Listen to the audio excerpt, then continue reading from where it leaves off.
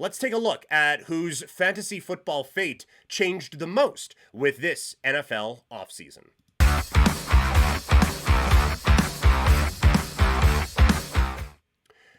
You get into a groove during a 17 game NFL season, and if you have a smart league, a 16 game fantasy football season. But a lot of that groove can change once the offseason hits. So today, gonna look back at the NFL offseason and see whose fantasy football destiny changed based on how the offseason went. Let's start with the guys whose fantasy football outlook improved based off of the moving and shaking in the NFL. And it begins with my boys, the Vegas Raiders. I think that there is a lot more buzz and a lot more reason for optimism around Brock Bowers because of who he has at quarterback. Bowers was a legitimate number one tight end option and really is a lot of people's pick as just tight end one on the season. So I think that there is a lot of that buzz because he was able to do all of that last year with Aiden O'Connell as his quarterback.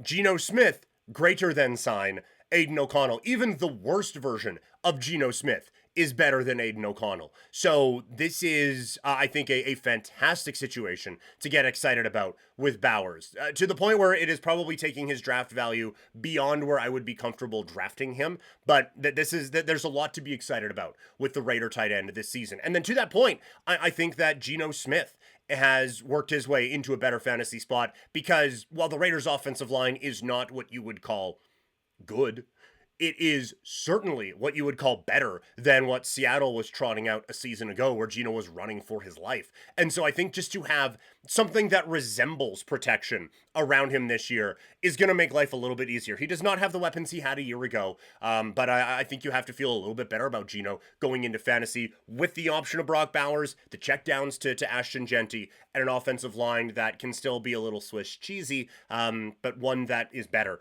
than what he was playing behind last year. Also, I think Malik Neighbors, it was tough to have a better season than he did a year ago, but he has a significant upgrade at quarterback. And I don't even think Russell Wilson's that good, but I would take him throwing me footballs over Daniel Jones and the rest of the guys that were trotting out there for the Giants last year.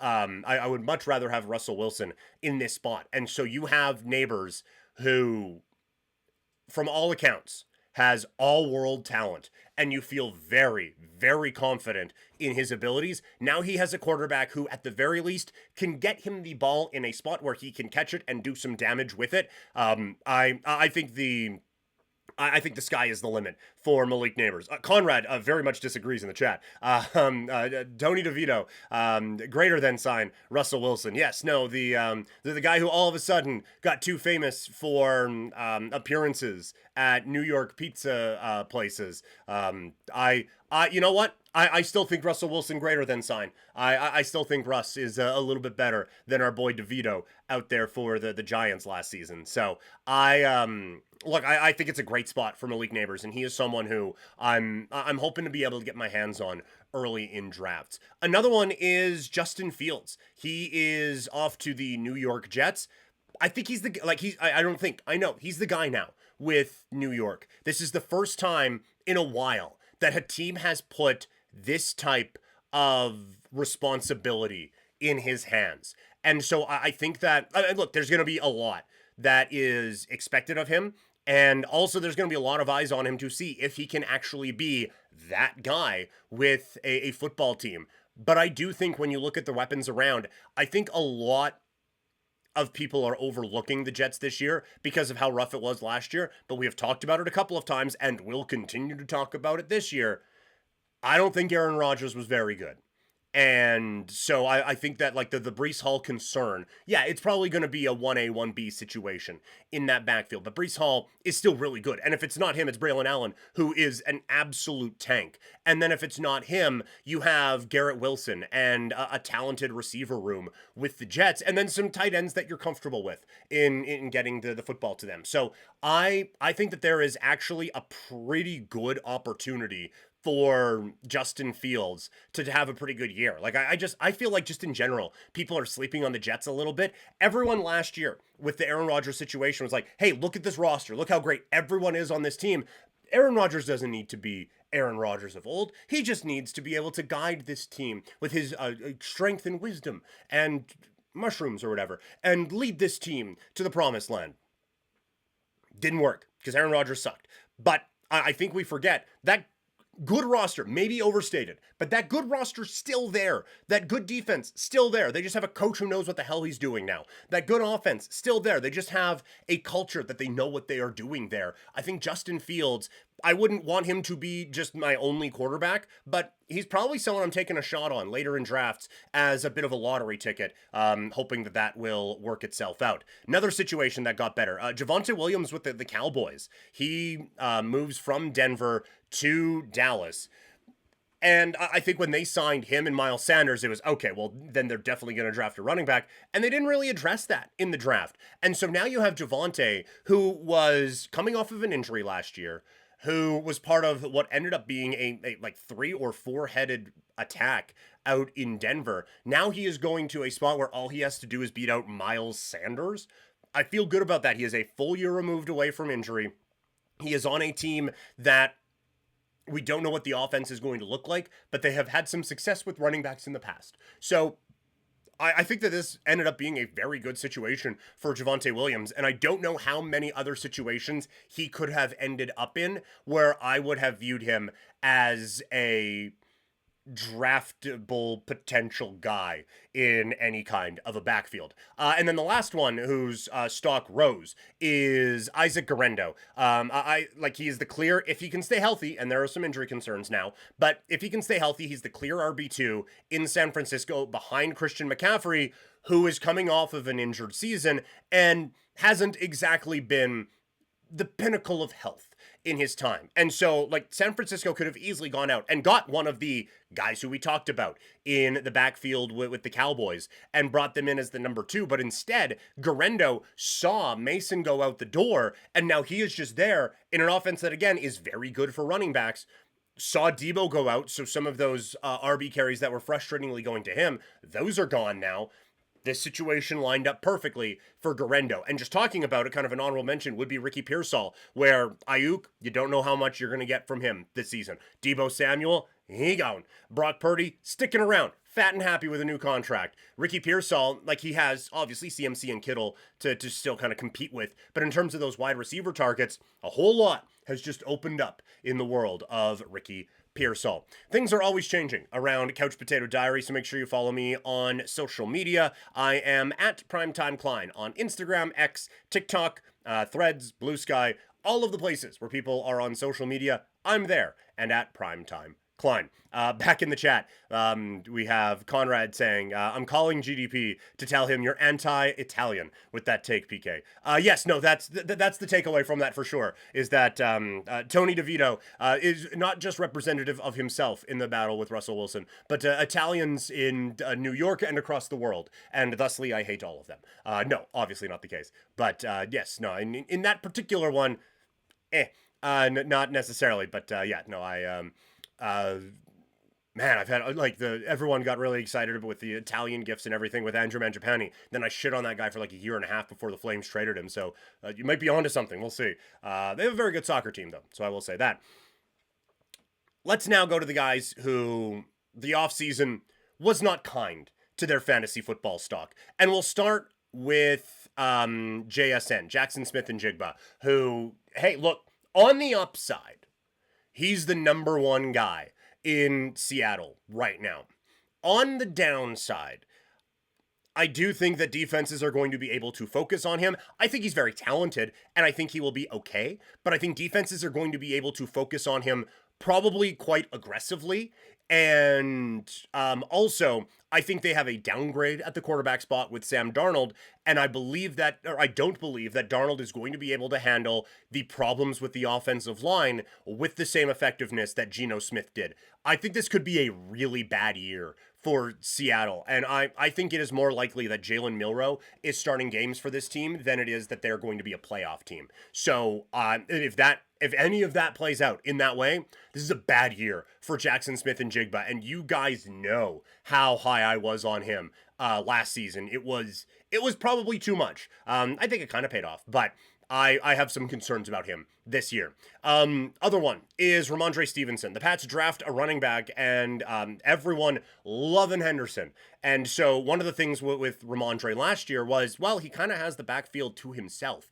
He doesn't this year, and the guy who he is sharing it with just burned past everyone in the District of Columbia for a kick return touchdown the first time he touched an NFL football in an actual game. Actual to whatever extent you can call preseason an actual game. So, yeah, not great. The weapons around may have improved, so I don't think it is going to be Ramondre by default this season with New England. And while I think that there is a talented football player in there, I still have some concerns about what his workload and target share is going to be for the upcoming season. CJ Stroud is another one. I think this kid is incredibly talented, but they had a bad offensive line, and they traded the one good piece off of it. And I don't think that they recovered in a very effective manner around that one. So that's not great. Last year, you were going into the season with Nico Collins, Tank Dell, and Stephon Diggs.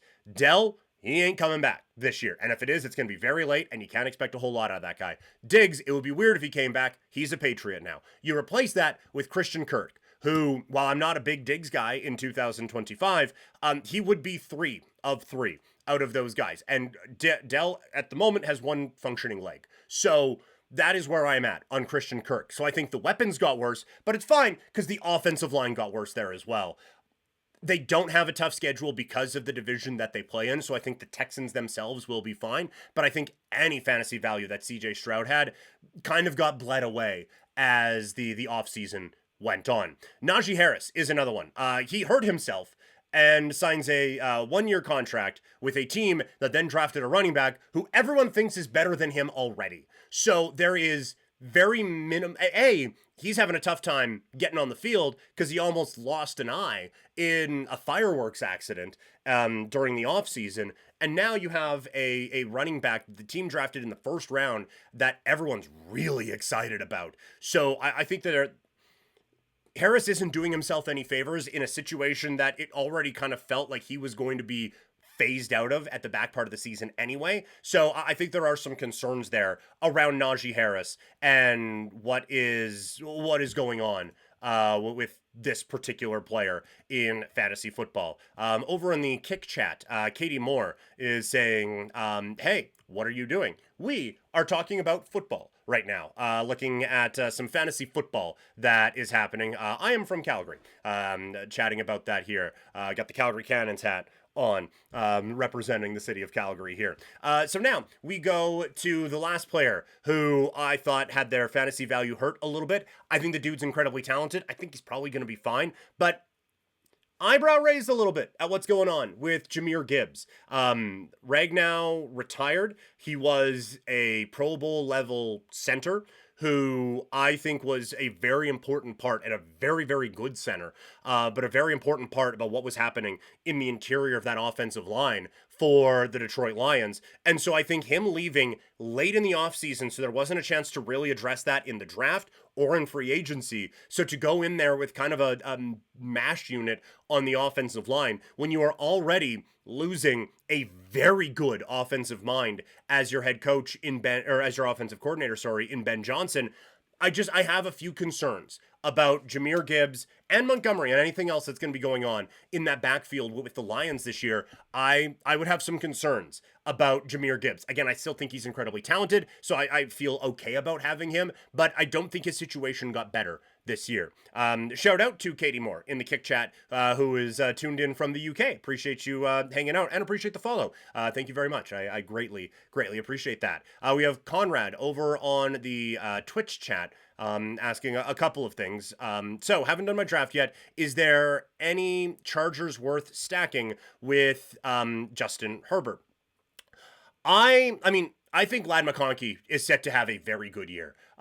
He obviously pushed through a lot last year and turned into a really, really good receiver. And I think that given another year of development, another year of being confident in this system, and another year of just being a pro and understanding everything about what it is that the Chargers are expecting, I think he is a great target in fantasy. And so I think if you get him and pair him up with Herbert, I think you're feeling pretty good right now. Conrad also said Herbert's stock has to be the lowest it's been in a while with his lack of receiver depth when you feel you have to sign the human band-aid that is Keenan Allen. Yes, like I still think the Charger identity is going to be let's try to run the football. I think while we were a little down on Najee Harris there, I think he is still going to get some options and power through, but he's going to be Najee.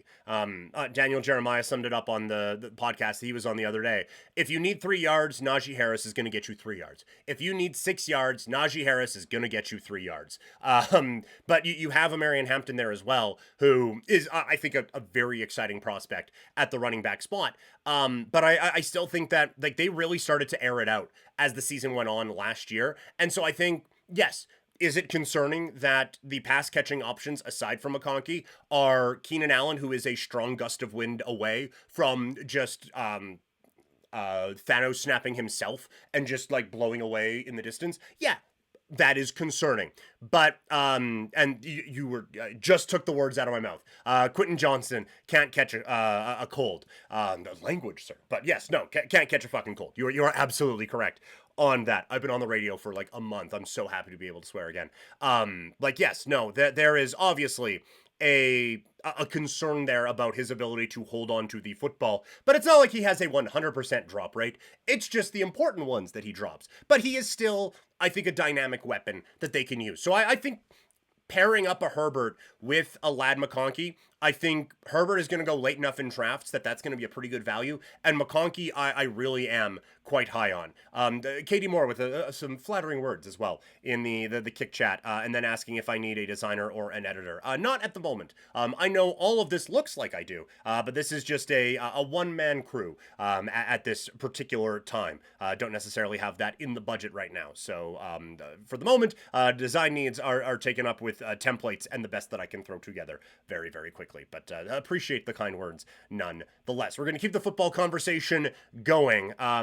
Also, if you miss any of our football talk or just want to absolutely binge through some things as the football season rolls along, football playlist available on YouTube and Dailymotion as well. Gonna have all the football preview videos in there. Also, just have specifically a 2025 off-season or NFL season preview playlist in there as well. So that's going to be populated with everything that we do. So if you just want an absolute crash course, just want to see what we're doing, or just feel like binging some football content, it is all going to be there in the playlist on YouTube. But now let's move back to a bit more of the real world football conversation. Sorry, Conrad from the chat. Do you think that Alex Singleton and the Broncos defense is worth drafting? I think so. Yeah.